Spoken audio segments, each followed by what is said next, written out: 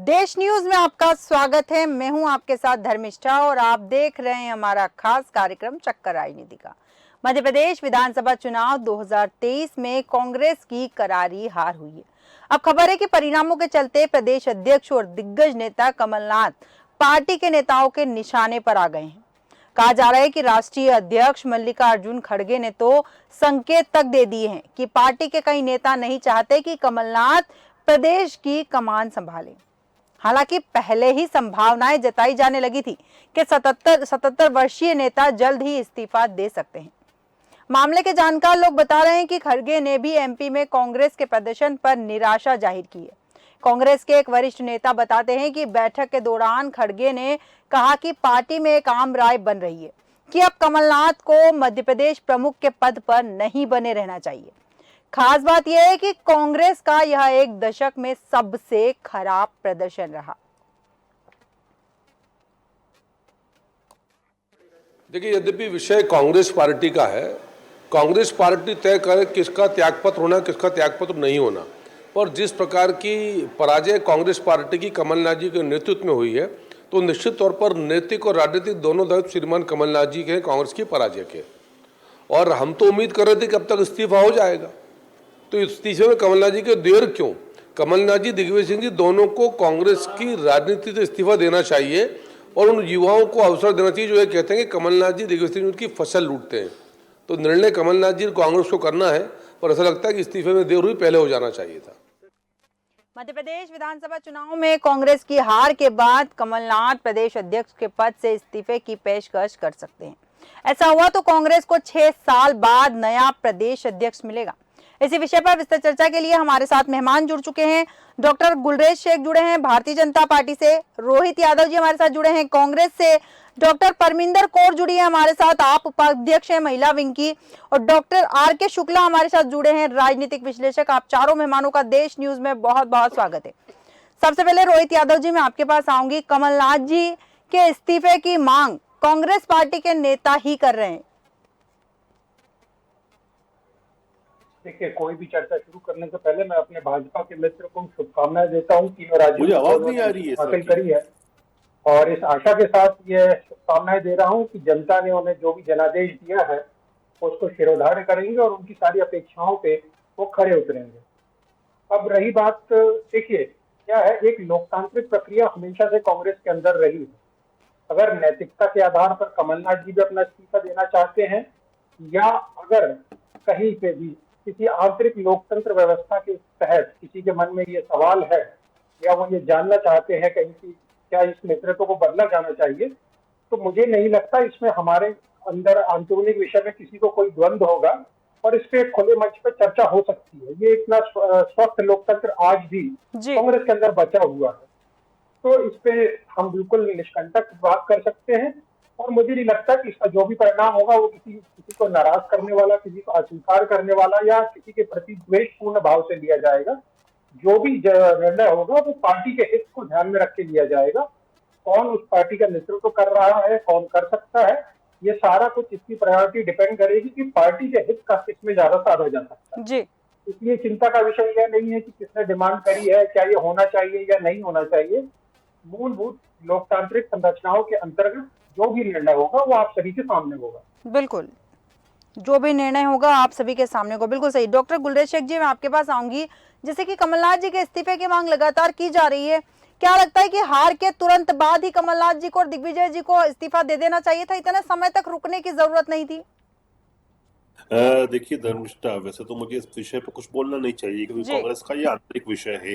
कांग्रेस कमलनाथ को अपना अध्यक्ष बनाए, दिग्विजय सिंह को अपना अध्यक्ष बनाए या बिना अध्यक्ष के ही चलती रहे। आपने देखा होगा राहुल गांधी ने जब इस्तीफा दिया था राष्ट्रीय अध्यक्ष के पद से, वो कहा था कि गांधी परिवार से अब कोई नहीं बनेगा। उसके बाद भी कई साल तक के श्रीमती सोनिया गांधी रही थी राष्ट्रीय अध्यक्ष।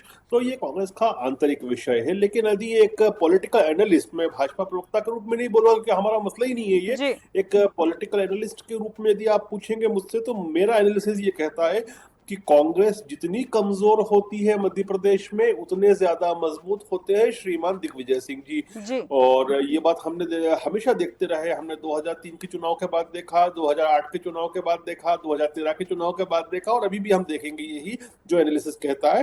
तो जो भी अध्यक्ष बनेगा उसमें वीटो पावर होगा या तो दिग्विजय सिंह का या उनके परिवार से बनेगा कोई जी, या बिल्कुल उनकी पसंद का व्यक्ति रहेगा। बिल्कुल बिल्कुल वीटो पावर की आपने यहाँ बात करी। आर के शुक्ला जी, मैं यहाँ आपके पास आऊंगी। जैसा कि गुलरेज जी ने कहा है कि कांग्रेस कमजोर होती है तो दिग्विजय सिंह जी मजबूत होते हैं। चुनाव परिणाम आने के बाद प्रदेश के कई नेताओं का राजनीतिक कैरियर चौपट हो चुका है जी, और उन नेताओं में सबसे अधिक संख्या जो है वो कांग्रेस की है। निश्चित रूप से इस बार कांग्रेस पार्टी को काफ़ी आशाएं थी कि प्रदेश में उनकी सरकार बनने जा रही है, पर इतनी बुरी हार हुई है कि जिसका सदमा प्रदेश से लेकर केंद्रीय नेतृत्व को लगा है।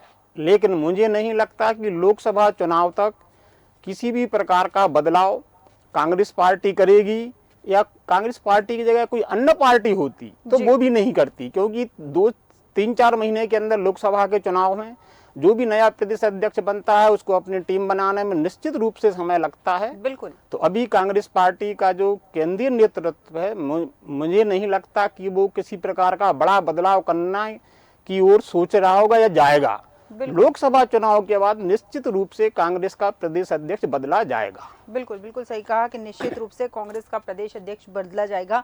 परविंदर कौर जी, मैं आपके पास आऊंगी यहाँ पर। जैसे कि कांग्रेस ने कहा है कि अगर बदला जाएगा तो नए चेहरों और युवाओं को मौका दिया जाएगा, और जैसे कि आम आदमी पार्टी लगातार कहती भी है कि युवाओं को अवसर मिलना चाहिए, तो क्या लगता है कि अगर नए चेहरों को मौका दिया जाएगा तो पार्टी ज्यादा मजबूती से सामने आ पाएगी? देखिए, आम चुनाव हारने के बाद कांग्रेस को आत्मचिंतन तो करना ही पड़ेगा। ये बहुत ही जैसे कहते हैं अविश्वसनीय जो आंकड़े आए और जिस रूप से कांग्रेस हारी, तो एक चाहे वो नेतृत्व बदले या अपनी सोच बदले, उनको एक तोड़ तो निकालना पड़ेगा भाजपा का। बिल्कुल। भाजपा ने जैसे कि उनके जो मुद्दे हैं, जो एक नैरेटिव है जिससे वो जनता कनेक्ट हो पाती है उनके नैरेटिव से, तो कहीं ना कहीं कांग्रेस की जो बातें और जिन मुद्दों पे इलेक्शन लड़ते हैं वो जनता उनसे कनेक्ट नहीं कर पा रही है। तो कहीं ना कहीं ये केवल नेतृत्व का मामला नहीं है, कांग्रेस को पूरी जो अप्रोच है टुवर्ड्स इलेक्शन उसको रीथिंक करना पड़ेगा। बिल्कुल बिल्कुल सही कहा कि कांग्रेस को इस आम चुनाव में हार के बाद थोड़ा खुद में बदलाव लाना पड़ेगा, पार्टी को उतना मजबूत बनाना पड़ेगा कि वो भारतीय जनता पार्टी के सामने वर्तमान में टिक सके। रोहित यादव जी, यहाँ आपके पास आऊंगी। जैसा कि इतनी खतरनाक हार जिसकी उम्मीद नहीं की थी कांग्रेस पार्टी ने, जहां या तो मुकाबला कड़ा बताया जा रहा था, बराबरी की टक्कर बताई जा रही थी, लेकिन कांग्रेस जैसे कि लगातार भारतीय जनता पार्टी कह रही थी कि 2 अंकों पर सिमट कर रह जाएगी, और कांग्रेस पार्टी 2 अंकों पर सिमट कर रह गई। ये कितना चुनौतीपूर्ण रहा? और साथ ही में ये भी जानना चाहूंगी कि कमलनाथ जी से इस्तीफा मांगा जा रहा है, तो क्या कमलनाथ जी को हार का दोषी बताया जा रहा है यहाँ पर? देखिए, जिससे आप करारी हार कह रहे हैं, जो करारी हार भी वोटिंग परसेंटेज में आए तो आपको समझ में आएगा कि कई जगहों पे ऐसी बहुत कुछ चल रही है। ये बात सही है, जनता जनार्दन होती है, जो जनार्दन जा रहे थे। और रही बात, आप अगर ब्लेम गेम के एंगल से देखेंगे तो बिल्कुल, क्योंकि ये हमारा पैटर्न नहीं है कि अगर जीत जाते हैं तो श्रेय जो है वो हमारे शीर्ष नेतृत्व को दिया जाए, हार जाए तो वो संगठन के भरोसे की तरह फोड़ा जाए। जो भी एक अच्छे लीडर की निशानी होती है, अगर वो स्ट्रेंथ से जीत रहा है तो चाहे हार हो या जीत हो, वो दोनों की नैतिक जिम्मेदारी हमारी कांग्रेस पार्टी में लेने तैयार हो। बिल्कुल किसी तरह से उसको इस तरह से देखना कि कमलनाथ जी जिम्मेदार ठहरा रहे हैं, तो देखिए कमलनाथ जी अकेले 230 विधानसभा सीटों पे चुनाव नहीं लड़ रहे हैं जी। ये बात समझने की है, ये कलेक्टिव है, था, एक कार्यकर्ता था।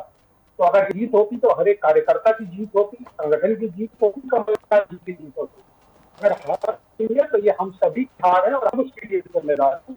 कोई एक व्यक्ति विशेष या कोई एक पदाधिकारी को मैं विशेष कह रहा हूँ, हमारी नैतिकता नहीं है, हमारे सिद्धांत नहीं है कांग्रेस में। हम तो गांधी के सिद्धांत पे चलने वाले लोग हैं जो सबसे कमजोर के साथ खड़े होने की बात करते हैं। ठीक है, बहुत ये जो आप कह रहे हैं कि आज लोकतंत्र में अगर कुछ लोगों की आवाज कमजोर है तो उन कमजोर लोगों का सहारा भी आज कांग्रेस है, जितना कहीं पे ऐसे सैद्धांतिक रूप से भरोसा है, या आज भी जो भाजपा की जो रीति और नीति से संतुष्ट नहीं है, वो लोग आज भी हमारे साथ खड़े हैं। और मध्य प्रदेश में ये बहुत बड़ा प्रतिशत है वोटरों का जो आज भी कांग्रेस पे विश्वास रखता है। आप सीटों के गणित के हिसाब से देखें तो शायद आपको रिजल्ट दिख सकता है कि आज हमारी सीटें कम आई हैं, मगर वोटिंग परसेंटेज में कहीं ना कहीं आपको ये अंतर दिख जाएगा। एक बड़ा वर्ग जो आज भी कांग्रेस की विचारधारा का समर्थन करता है, उसके साथ कंधे से कंधा मिलाकर खड़ा है। ठीक है, तो हम वोटिंग सभी लोगों प्रतिशत की आपने जिम्मेदारी बात है करी यहाँ पे कि सीटें चाहे कम है लेकिन वोटिंग प्रतिशत कांग्रेस का बढ़ा हुआ, ये आप कहना चाह रहे हैं। साथ ही आपने कहा है कि हार की जिम्मेदारी जो है कांग्रेस पार्टी लेने के लिए तैयार है, कि एक की हार नहीं है, पूरी पार्टी की हार है। तो कमलनाथ जी से इस्तीफे की जो मांग की जाती है, खड़गे जी ने भी कहा है कि मैं यहाँ मध्य प्रदेश का जो रिजल्ट है उससे निराशाजनक उन्होंने जो बयान दिया है, कहा है कि निराशा हुई है मुझे। तो यहाँ पर साफ तौर पे ये तो पता चल रहा है कि कमलनाथ जी जो कि मुखिया थे प्रदेश के, क्योंकि जिम्मेदारी उनकी बनती है, वो बड़े नेता हैं। देखिए, जिम्मेदारी बिल्कुल बनती है, जिम्मेदार ठहराना कहीं भी नहीं है। जी का जो बयान है कि वो निराशा है, तो निराशा वो परिवार के मुखिया है, संगठन के मुखिया, उनकी निराशा जाहिर सी बात है वो सिर्फ उनकी नहीं, हमारे एक एक कार्यकर्ता की है जिसने पिछले 4 महीनों से लगातार मेहनत करी है, ठंडी गर्मी बरसात को ध्यान में रखते हुए अपने तन मन से सेवा करी है। तो ये हर किसी के लिए मनोबल से एक आघात करने वाली बात होती है। अगर ऐसे विपरीत परिस्थितियों में एक नेता ही, सच्चा नेता जो होता है, वो सामने आके बोलता है कि नहीं आप लोग निराश मत होइए, ये मैं अपने सर पे जिम्मेदारी लेता हूँ। तो बात है कि ये किसी एक व्यक्ति विशेष की हार नहीं है, किसी पार्टी की हार है ये, और हर उस संगठन में बैठे उस व्यक्ति की हार है जो कांग्रेस की विचारधारा पे विश्वास रखता था। हाँ, ये बात सही है कि हम कांग्रेस वो लोग हैं जो अंग्रेजों से लड़के आए हैं और जल्दी हार मानने वाले लोग नहीं हैं। अगर ये विधानसभा हारते भी हैं तो हम दोबारा उठकर खड़े होंगे और अपनी ही विचारधारा, अपने सिद्धांतों पर ही खड़े होंगे। हम उससे किसी भी कीमत पर समझौता करने तैयार नहीं है। हमारी राजनीति जो है वो सेवा की राजनीति है, सत्ता की राजनीति नहीं है कि हम एक केंद्र का कारण सरकार बनाने में या चुनाव जीतने में विश्वास रखते हो। सच परेशान हो सकता है, परास्त नहीं, तो हम आज भी सच के साथ खड़े हैं। ये सच भी हमारा है कि हमने इस देश में 55 साल सेवा करी है। हाँ, अगर अभी हमें इस बार मौका नहीं मिला, इंतजार करेंगे कि जनता हमें जब दोबारा मौका देगी, हम सब उनकी सेवा में हाजिर होंगे। बिल्कुल सही कहा कि हम पुनः प्रयास करेंगे और उसके बाद फिर खड़े होंगे। गुलरेज जी, मैं आपके पास आऊंगी। जैसा कि रोहित जी ने कहा है कि किसी एक की हार नहीं है, पार्टी के हर कार्यकर्ता की हार है। और जैसा कि इन्होंने कहा है कि एक एक कार्यकर्ता पिछले कई महीनों से चुनाव की तैयारी कर रहा था, लेकिन शिवराज जी ने कहा है कि दादाजी तो घर से निकले ही नहीं, पूरे ही समय वो घर पर रहे थे और मामा ने पूरे प्रदेश में प्रचार कर करके सीटें जीत ली। ये बात सच है। आप ये देखिए ना कि कितने एक्टिव थे कमलनाथ जी, ये सब जानते हैं जी। और यहाँ तक बीजेपी की बात है, हमने आचार संहिता लगने के पहले ही एक चुनावी राउंड कंप्लीट कर लिया था। हर चुनावी क्षेत्र में, हर विधानसभा क्षेत्र में रैलीज कर ली थी। उसके बाद दूसरा राउंड चला था। आप देखिए शिवराज जी ने कितनी रैलीज की, अमित शाह जी ने कितनी रैलीज की, कैलाश जी ने कितनी की, नरेंद्र सिंह जी ने कितनी की, जबकि ये सब भी चुनाव लड़ रहे थे। इनमें से हर कोई चुनाव लड़ा था जितने भी मध्य प्रदेश के नेता थे। या कांग्रेस में आप ये पूछिए कि क्या कमलनाथ जी के नेतृत्व में अरुण यादव ने, जो कि चुनाव नहीं लड़े, कहीं पे भी जाके रैली की? क्या सुरेश पचौरी जिसने चुनाव नहीं लड़ा, क्या कहीं पे भी रैली की? क्या दिग्विजय सिंह जी जिन्होंने चुनाव लड़ा, उन्होंने कहीं भी रैली की? क्या दिग्विजय सिंह जी के बेटे अपने क्षेत्र के बाहर निकले कहीं पर भी? तो कमलनाथ जी के नेतृत्व को आप देखें तो वो बेसिकली बोलना नहीं चाहिए मैडम, क्योंकि बहुत बड़े हैं एज में, बेसिकली वो संभागी नेता है छिंदवाड़ा के आसपास के। उनको इन्होंने गांधी परिवार के नजदीकी की वजह से प्रदेश अध्यक्ष बनाया है। गांधी परिवार की नजदीकी की वजह से प्रदेश अध्यक्ष बनाया और वो एक विधानसभा में सिमटे हुए नेता है, यही आपका कहना है। परमिंदर जी, आपके पास आऊंगी कि जैसा कि अगर हम बात करें चुनाव प्रचार के दौरान जनता के बीच जाने की, तो शिवराज जी लगातार जनता के बीच में गए हैं और उन्होंने कई रैलियां भी की और रैलियां करने के बाद में भी उन्होंने बयान दिया कि मैं बहुत कम जगह रैलियां कर पाया हूँ, कुछ अभी भी जिले ऐसे या कुछ विधानसभा ऐसी अभी भी है जो रह गई है। और वहीं अगर कमलनाथ जी की बात करें तो बहुत ही कम कांग्रेस से नेता बाहर निकलते हुए दिखे, जनता के बीच जाते हुए। क्या यही कारण है कि जनता से सीधा कनेक्शन नहीं बिठा पाए? देखिए, इसमें कोई दो राय नहीं है कि भाजपा ने पूरे दमखम के साथ इलेक्शन लड़ा और सभी पार्टियों के लिए एक सीख लेने वाली बात है। जो इनका ऑर्गेनाइजेशनल स्ट्रेंथ है, जिस ऊर्जा के साथ वो इलेक्शन में आते हैं और जैसे सारे नेता उनके ज़मीन पर उतर जाते हैं और करते हैं, तो कहीं ना कहीं हर पार्टी को ये सीखने की ज़रूरत है कि इलेक्शन जीतना किसी एक नेता के बस पे कि जैसे कांग्रेस ने सोचा कि बस कमलनाथ के नाम पर ही इलेक्शन जीत जाएंगे, तो ये तो कहीं ना कहीं गलती हुई। हर एक कार्यकर्ता, हर एक नेता को पूरा जुझारू होके, और इसमें हम भाजपा से वाकई सभी को मतलब कि सीखना पड़ेगा कि इलेक्शंस को कैसे, और नेक्स्ट डे वो यहाँ इलेक्शन खत्म होते वो लोकसभा की तैयारी शुरू कर देते हैं। तो कहीं ना कहीं हर एक जो हमारी नेशनल पार्टी है उसको मुझे लगता है इंस्पिरेशनल है उनकी जो एनर्जी होती है इलेक्शंस में, और जैसे वो एक फॉर्मूला निकाली है इलेक्शन जीतने का, तो कहीं ना कहीं मुझे लगता है कि कांग्रेस को आत्मचिंतन करना पड़ेगा और हर पार्टी को करना पड़ेगा कि कैसे ऐसे मुद्दे उठाए जाएं, कि कैसे जोशो खरोश से इलेक्शन कैंपेनिंग की जाए। बिल्कुल, बिल्कुल। एक अंग्रेजी में प्रॉवर्ब है, to leave no stone unturned, कि मतलब हर कुछ कोशिश कीजिए जिससे कि इलेक्शन जीता जा बिल्कुल सके। सही कहा आपने कि पूरे समय चुनावी मोड में रहना होगा और कुछ चिंतन करने की जरूरत है। जैसा कि रोहित यादव जी, मैं आपसे एक चीज और पूछना चाहूंगी, जैसे कि कांग्रेस की जो बैठक हुई थी, बैठक के दौरान कई जीते हुए प्रत्याशी और हारे हुए प्रत्याशी के दौरान मंथन चल रहा था। मंथन में कई ऐसे जो आपके खुद के प्रत्याशी थे कांग्रेस के, जिन्होंने खुद कहा था कि ईवीएम हैक नहीं हुई है, कुछ कह रहे थे कि ईवीएम हैक हुई है। तो यहाँ आपसी गुटबाजी देखने को नहीं मिली, कई कार्यकर्ताओं में, कई प्रत्याशियों में आपसी गुटबाजी देखने को नहीं मिली, क्योंकि किसी की भी विचारधाराएं एक दूसरे से मिल नहीं रही थी। नहीं, मुझे नहीं पता आप उस मीटिंग में उपस्थित थे या नहीं थे। मैं उस मीटिंग में उपस्थित भी था, और मैंने जिस दिन काउंटिंग हुई है ना, उस दिन काउंटिंग में जबलपुर संभाग के जितनी भी जगह की काउंटिंग हुई है, तो मैं जबलपुर में यहाँ उपस्थित था, और जो भी वहाँ मुद्दे उठाए गए, ये बात सही है कि ये संशय पैदा करने वाली चीजें हैं। मैं जिन पोलिंग स्टेशन की मैंने काउंटिंग स्टेशन की मैंने काउंटिंग देखी थी जबलपुर में जी, वहां पे बहुत सी जगहों पे ये बात सत्य पाई गई कि 99% मैंने अपने आंखों देखा है, और मैंने खुद ऑब्जेक्शन भी लगाया है, मेरे लेटर हेड का ऑब्जेक्शन है कि कुछ ईवीएम जो है वो 10 घंटे उपयोग होने के बाद, जिनमें 700 से 800 वोट पड़ रहे हैं, उसके बाद भी उसमें 99% बैटरी बच रही है। ये एक शंका पैदा करने वाला सवाल है। बैलेट पेपर जहां पे भी काउंट आप देखे 199 सीटों पे कांग्रेस की जीत हुई है, और जबकि यहाँ पे 230 में से 66 सीट है। तो ये जो आंकड़े हैं ये अपने आप में एक अंतर्द्वंद प्रस्तुत करने वाले हैं, और किसी के भी मन में ये शंका पैदा करते हैं। तो मेरा ये कहना है शासित लोगों से कि अगर लोकतंत्र को जिंदा रखना है तो उसमें किसी भी तरह की ट्रांसपेरेंसी बहुत जरूरी है। अगर सभी विपक्षी दलों को ये लगता है, एक सर्वमान्य निर्णय वो ले रहे हैं कि बैलेट पेपर से अगर चुनाव कराए जाए, तो मुझे नहीं लगता भाजपा को इससे आपत्ति लेना चाहिए। क्यों? क्योंकि उनको अगर अपने संगठन पे, अपने कामों पे भरोसा है, तो उनको बोल देना चाहिए कि हाँ ठीक है, अगला इलेक्शन लोकसभा का जो होने वाला है वो बैलेट पेपर पे होगा। तो ये बात तो मुझे लगता है सर्व एक मत से सारे विपक्षी दल इस बात को स्वीकार कर रहे हैं कि बैलेट पेपर से इलेक्शन होना चाहिए, और लोकतंत्र में पारदर्शिता बहुत आवश्यक है। अगर उसको कहीं पे भी शक की निगाहों से देखा जा रहा है तो शक को दूर करना ये सरकार का काम है। बैलेट पेपर का जो जहां आपने जिक्र किया है कि बैलेट पेपर से चुनाव होना चाहिए, आपको भी पता होगा कि वो प्रक्रिया कितनी लेंदी प्रक्रिया है। वो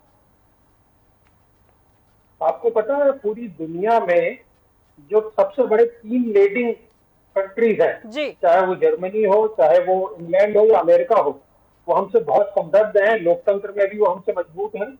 उन्होंने ईवीएम का उपयोग बंद कर दिया है। वहां की जनसंख्या और भारत की जनसंख्या में अंतर भी है। हाँ, बिल्कुल ठीक बात कह रहे हैं। वहाँ जनसंख्या कम है तो वहाँ बैलेट पेपर चल सकते हैं, लेकिन अगर हम इंडिया के संदर्भ में बात कर रहे हैं तो जनसंख्या बहुत ज्यादा है, और बैलेट पेपर की जो आप बात कर रहे हैं, ऐसा लग रहा है कि आप हमें फिर पाषाण काल में ले जाने की बात कर रहे हैं। पाषाण काल में ले जाने की बात है तो मुझे एक बात बताइए, आपका भरोसा लोकतंत्र में क्या उन लोगों के प्रति नहीं है जो इस चीज की निर्माण कर रहे हैं? क्या विपक्षी दलों के प्रति आपका कोई दायित्व नहीं है? बिल्कुल है, आप एक तरह बिल्कुल है। निर्वाचन आयोग ने कहा था, कांग्रेस से निर्वाचन आयोग ने साफ साफ कहा था कि आप साबित करिए कि ईवीएम में कहाँ हैकिंग हो सकती है, कहाँ समस्या हो सकती है। तो कांग्रेस उस समय सामने क्यों नहीं आई? कांग्रेस तब भी सामने थी, अभी भी थी, मगर उन्होंने जो टर्म्स एंड कंडीशन रखी थी उस टर्म्स एंड कंडीशन में उसको सिद्ध कर पाना संभव नहीं था। आपकी प्रवक्ता मेरे साथ बैठी है, और दिल्ली की विधानसभा के अंदर वहां के विधायक ने यह सिद्ध करके दिखाया था कि ईवीएम हैक हुई है, सबके सामने लाइव डेमो था। चुनाव आयोग उसको संज्ञान क्यों नहीं लेता है?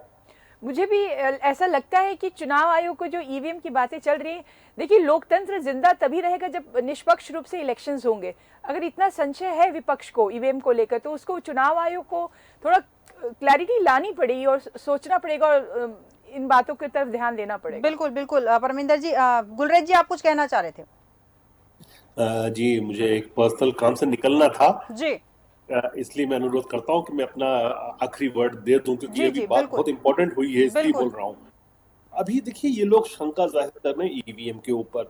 जब चुनाव आयोग ने इन लोगों को इनवाइट किया था, सारे दलों को, जिन्होंने ईवीएम पे शंका जताई थी, तो उस समय कांग्रेस तो गई नहीं थी और आधे से ज्यादा दल जो थे वो भी नहीं पहुंचे थे। जी तो पहली बात तो ये है। दूसरी बात, यदि कुछ ऐसा था तो फिर क्यों राहुल गांधी ने ट्वीट किया था और कहा था ट्वीट में चुनाव के नतीजों के बाद कि मध्य प्रदेश की, छत्तीसगढ़ की और राजस्थान की आवाम को धन्यवाद, हम जनमत का और जनादेश का सम्मान करते हैं, और उसके बाद वो लिखते तेलंगाना की जनता को बधाई। तो इसका मतलब क्या हुआ कि यदि ये तेलंगाना में जीते हैं तो क्या इनकी अवैध सरकार है, क्या इनकी इमोरल सरकार चल रही है तेलंगाना में? फिर ये बातें करते हैं। कई बार मैंने ये भी सुना इनके साथ जब डिबेट में बैठते हैं कि आपके नेता ने 2009 में ये कहा था, इसने ये कहा था। तो भाई साहब, 2009 में मनमोहन सिंह की सरकार थी। 2009 का जो निर्वाचन था, आम चुनाव था, वो आपने बैलेट पेपर से क्यों नहीं करवाया? 2009 और 2014 के बीच में करीब करीब 18 के आसपास जो थे वो लोकसभा, वो विधानसभाओं के चुनाव हुए थे, जी। वो आपने बैलेट पेपर से क्यों नहीं करवाया? 2014 का आम चुनाव आपने बैलेट पेपर से क्यों नहीं करवाया? इसलिए नहीं करवाया क्योंकि आपको पता था कि इसमें कुछ फॉर्जरी हो नहीं सकती है, ये बिल्कुल स्पष्ट है और साफ सुथरा है। तो कांग्रेस को ऐसी बातें करने की बजाय अपने गिरेबान में ढकना चाहिए कि उन्होंने चुनाव क्यों नहीं लड़ा। मैं आपसे पूछना चाहता हूँ धर्मिष्ठा, आप वरिष्ठ पत्रकार हैं और हमारे राजनीतिक विश्लेषक महोदय भी, शुक्ला जी भी बैठे हैं, क्या आखिरी एक महीने में कांग्रेस पार्टी ने चुनाव लड़ा था? क्या इन्होंने मेहनत की थी? इनकी सोनिया गांधी जो स्टार प्रचारक की सूची में थी, क्या मध्य प्रदेश में आकर एक भी उन्होंने बैठक ली थी? राहुल गांधी ने कितनी सभा की थी? प्रियंका राबर्ट वाड्रा ने कितनी सभा की थी? मल्लिकार्जुन खड़गे एक बार आए थे, उसके बाद कितनी बार आए थे? पूछो इनसे। रोहित जी, ये जवाब, ये सवाल सीधा सीधा आपसे, टीका फोटोगे। रोहित जी ये सवाल आपसे है। देखिए, जी हाँ, मैं पहले भी इसका जवाब देना चाह रहा था जी। तो मेरे कांग्रेस पार्टी के ऊपर ये आरोप लगाए गए थे कि आपने कितनी, यहाँ के जो वरिष्ठ नेता थे प्रदेश के, उसके अलावा कमलवा कोई बाहर नहीं निकला है नाम पे चुनाव जीत रहे थे, तो उनको बहुत अच्छे से याद होगा 6 जगहों से जन आक्रोश यात्रा निकली थी और 6 बड़े बड़े राजनीतिक जो हमारे चेहरे हैं उन्होंने इसका नेतृत्व किया था और पूरे प्रदेश में भ्रमण किया था और वो लगभग 15 दिन के आसपास प्रक्रिया चली थी। हर एक यात्रा हर एक क्षेत्र से होकर गुजरी थी जी। तो मुझे नहीं समझ में आता वो किस तरह के चुनाव लड़ने की बात कर रहे हैं। ये उनका अपना आकलन है, अपनी पार्टी का तरीका है, मगर किसी के ऊपर आरोप लगाने के आप चुनाव उनसे नहीं लड़े तो आप मुझे बताइए, प्रमुख विपक्ष की पार्टी जो पिछले बार सत्ता में रही हो, क्या उसके आत्मविश्वास में कोई कमी थी? आत्मविश्वास में कमी तो यहाँ शिवराज जी की दिखती थी। तो कहीं ना कहीं अगर किसी के मन में भी ये संशय है तो मुझे समझ में नहीं आता है कि लोकतंत्र में अगर पारदर्शिता की आवश्यकता है तो उसको क्यों नहीं सिद्ध किया जा सकता है। बिल्कुल सही है कि लोकतंत्र में हम हैं तो पारदर्शिता को सिद्ध क्यों नहीं किया जाता, लेकिन सवाल यहाँ वही बन रहा है कि एक राज्य में, तेलंगाना में तो भारतीय जनता पार्टी की सरकार नहीं बनी है ना। अगर ईवीएम हैक होती तो सवाल वही है कि तेलंगाना में भी फिर भारतीय जनता पार्टी की सरकार बनती और कई दिग्गज ऐसे थे भारतीय जनता पार्टी के जिनकी हारने की उम्मीद नहीं थी। एक एग्जाम्पल मैं नरोत्तम मिश्रा का यही दे सकती हूँ, वो भी तो हारे। अगर ऐसा होता तो भारतीय जनता पार्टी अपने दिग्गजों को हारने क्यों देती? देखिए धर्मेंद्र जी, जी मैं आपको बताऊं, मैंने अगस्त में एक प्रेस कॉन्फ्रेंस करी थी जिसमें एक वीडियो वायरल था कि वो विधानसभा के अंदर उन्होंने स्वीकार किया था कि मैंने पैसे देके पिछले बार मैंने सरकार के उसमें मेरा हाथ था। जी। मैंने अपनी उसी कॉन्फ्रेंस के अंदर, आप जौनपुर संभाग के अंदर सभी मीडिया बंधुओं से पूछ सकते हैं, मैंने बहुत स्पष्ट रूप से कह दिया था कि गृह मंत्री नरोत्तम मिश्रा जी अपना चुनाव हारने वाले हैं। जी। ये अगस्त में मैंने अपने प्रेस कॉन्फ्रेंस में था, ये ऑन रिकॉर्ड चीज है, आप चाहें तो कर सकते हैं। तो देखिए, ऐसा नहीं था कि इनके जो बड़े नेता जैसे फग्गन सिंह कुलस्ते जी का मैंने पहले ही कह दिया कि वो चुनाव नहीं जीत सकते हैं और जिस मार्जिन के साथ यहाँ पे चुनाव जीते, आप कोई भी उठा के देख लीजिए, 30,000 से कम के मार्जिन में चुनाव नहीं जीत रहा है। जो अपने आप में, जिस दिन मैं वहां पे काउंटिंग बूथ में बैठा हुआ था, वहां भाजपा के कार्यकर्ता पूरे शहर के मुझसे ये बात आपस में कर रहे थे और मुझसे भी कई बार चर्चा हुआ कि हमने खुद ने भी नहीं सोचा था कि हम इतने मार्जिन से जीतने वाले हैं। 10-15 हजार के से ज्यादा सोच के आए थे। 10,000 से जीत रहा है, कोई 40,000 का, कोई 38,000 से। तो भाजपा का स्वयं का कार्यकर्ता ये स्वीकार नहीं करती जीत इतनी बड़ी है, तो कहीं ना कहीं ये शंका पैदा करने वाला, मन में शंका पैदा करने वाला चीज है। बिल्कुल बिल्कुल ऐसा क्यों नहीं हो सकता कि एक बार आप बैलेट पेपर से चुनाव क्यों नहीं करा लेते? अगर प्रोसेस लंबी भी हो रही है तो क्या इसके पहले ये प्रोसेस नहीं होती थी क्या? तभी तो पिछले 70 सालों से चुनाव हो ही रहे थे। आपको लोकतंत्र को बचाना आवश्यक है या समय बचाना आवश्यक है? आर के शुक्ला जी, आपके पास आऊंगी इसी सवाल के साथ कि हमारे लिए समय बचाना आवश्यक है या लोकतंत्र, क्योंकि लोकतंत्र पे सवाल लगातार विपक्ष उठा रहा है जी। इस पे सत्ता दल सवाल नहीं उठा रहा है, क्योंकि कई राज्यों में कहीं और किसी और दल की भी सरकार बनी है। जैसे अगर दिल्ली की बात करूं, पंजाब की बात करूं, वहां कांग्रेस की सरकार है, हिमाचल में कांग्रेस की सरकार है, ऐसे कई जगह कांग्रेस की भी सरकार है। अगर हैकिंग की बात जैसा कि कर रहे हैं कि हैकिंग हो रही है, ईवीएम हैक हो रही है, ईवीएम में कुछ गड़बड़ी हो रही है, तो सभी राज्यों में भारतीय जनता पार्टी की सरकार होनी चाहिए थी फिर तो। बिल्कुल, देखिए मैं चूंकि कोई ये है ना टेक्निकल एक्सपर्ट नहीं हूँ, तो उस इंस्ट्रूमेंट्स के बारे में तो कोई मैं चर्चा नहीं करूँगा, लेकिन राजनीतिक पार्टियों को ये बात स्वीकार करना चाहिए कि अगर जनता का विश्वास उनके साथ नहीं है तो वो अपनी हार स्वीकार ना करके मशीनों पर दोष दें, कोई भी पार्टी हो, कांग्रेस हो या कोई अदर पार्टी हो। क्योंकि हमारे देश में एक साल के अंदर 3-4 विधानसभा चुनाव, 3-4 राज्यों में विधानसभा के चुनाव हुए हैं जी। और उनमें सिर्फ अभी के 2-3 जगह छोड़ के कहीं भी भारतीय जनता पार्टी की सरकार नहीं बनी। इसका मतलब है कि वहां भी चुनाव हुए थे ईवीएम के माध्यम से, बैलेट पेपर नहीं था। बिल्कुल। तो अगर एक राज्य में वही मशीन सही काम कर रही है तो दूसरे राज्य में आके उसमें किसी टाइप की छेड़छाड़ कैसे हो सकती है? तो पहली चीज मेरा ही मानना है कि जो हमारे यहाँ अभी प्रोसेस चल रही है ईवीएम की, उसको कंटिन्यू रखा जाना चाहिए। रहा सवाल पारदर्शिता का, तो निश्चित रूप से चुनाव आयोग का एक कर्तव्य बनता है कि वो सभी राजनीतिक दलों को मिलके उसमें क्या इम्प्रूवमेंट किया जाए, बिल्कुल इस तरफ ध्यान दिया जा सकता है। अब मैं एक बात और कहना चाहूंगा, कांग्रेस पार्टी का जनाधार बिल्कुल भी कम नहीं हुआ है। 2018 में जो उनका वोटिंग प्रतिशत था 40-41% के आसपास, वो भी आज भी जहां का तहां बना हुआ है। मतलब प्रदेश की जनता कांग्रेस पार्टी को पसंद कर रही है, क्योंकि अगर ऐसा नहीं होता तो वोटिंग प्रतिशत 40 की जगह 10 या 15 हो जाना चाहिए था, लेकिन नहीं हुआ।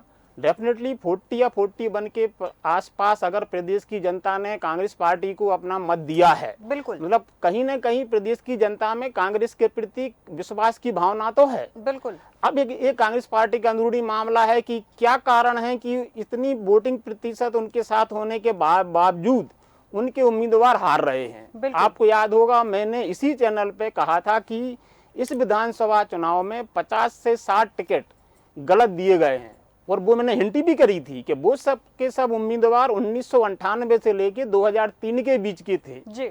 और जहां तक मुझे याद आ रहा, बाकी यादव जी बताएंगे, उनमें से कोई भी उम्मीदवार जीत के नहीं आया। बिल्कुल सही कहा आर के शुक्ला जी आपने कि जैसे निर्वाचन आयोग की जहां बात करिए, पारदर्शिता होनी चाहिए। निर्वाचन आयोग को सभी राजनीतिक दलों को साथ लेकर इसमें क्या इंप्रूवमेंट कर सकते हैं उस पर चर्चा करनी चाहिए, ताकि किसी भी राजनीतिक दल को संशय जैसी स्थिति पैदा ना हो और पारदर्शिता बनी रहे, लोकतंत्र भी बचा रहे और हम पिछड़े समाज की ओर ना जाए। आप तीनों मेहमानों का, रोहित यादव जी, डॉक्टर परमिंदर जी और आर के शुक्ला जी, आप तीनों मेहमानों का बहुत बहुत धन्यवाद हमारे साथ चर्चा में शामिल होने के लिए।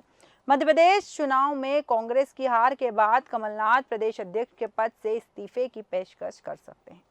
ऐसा हुआ तो कांग्रेस को 6 साल बाद नया प्रदेश अध्यक्ष मिलेगा। कमलनाथ 2017 से इस पद के ऊपर काबिज हैं। हालांकि इस मुद्दे पर अंतिम फैसला पार्टी का आला कमान ही लेगा, लेकिन अब देखना दिलचस्प होगा कि युवाओं नए चेहरे की चर्चा जो हो रही है वो कितनी कारगर साबित होती है और कौन नया चेहरा होता है जो मध्य प्रदेश कांग्रेस की कमान संभालेगा। हमारे आज के खास कार्यक्रम में फिलहाल इतना ही। आप बने रहिए देश न्यूज के साथ।